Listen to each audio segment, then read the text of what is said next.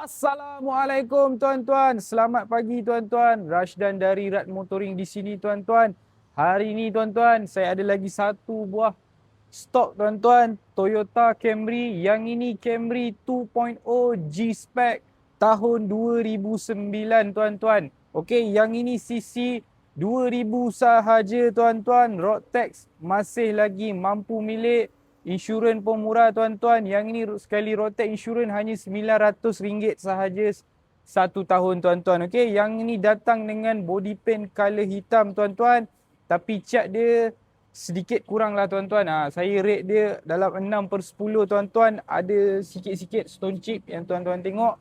Cala-cala manja yang nak kena buat balik. Okey, bunga tayar dia masih lagi elok, masih lagi tebal.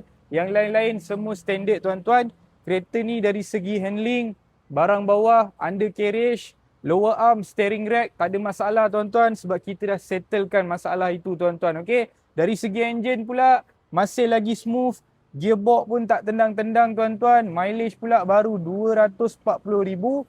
Okey, dari segi aircon pula memang sangat-sangat sejuk. Cuma bahagian kosmetik dia ada dashboard sikit yang ada terkopek-kopek sikit sahaja tuan-tuan. Yang ini isu yang sangat-sangat kecil lah. Ini minor punya isu sahaja. Kosmetik punya isu sahaja tuan-tuan. Electric seat dia pun still lagi function. Semua masih lagi boleh pakai. Tuan-tuan boleh datang tengok test drive kereta ni dengan saya. Tak ada masalah tuan-tuan.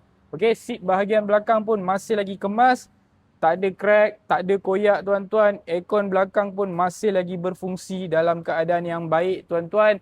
Tuan-tuan nak mudah, tuan-tuan datang bawa foreman, bawa kawan-kawan yang tahu tengok kereta. Itu lagi memudahkan proses tuan-tuan masa datang cek kereta. Okey? Dan saya tunjuk dekat bahagian bonet pula.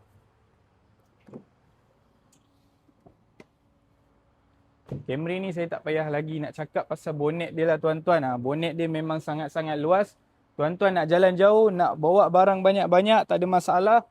Segala jenis tool ada tuan-tuan. Okey, tayar spare dia dekat bawah pun masih lagi ada tuan-tuan. Kita bagi sekali tuan-tuan.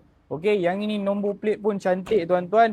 BKG 6682 tuan-tuan. Yang ini tuan-tuan bagi dekat saya hanya 24,800. Harga ni termasuk dengan proses tukar nama dan juga puspakom. Yang tak termasuk hanya road tax dan insurans sahaja.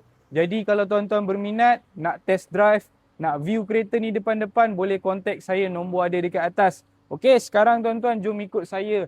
Ni pula kita test drive kereta. Tuan-tuan, sekarang saya akan tunjuk shifting gearbox dia. Ni saya masuk R, smooth saja tuan-tuan. Tak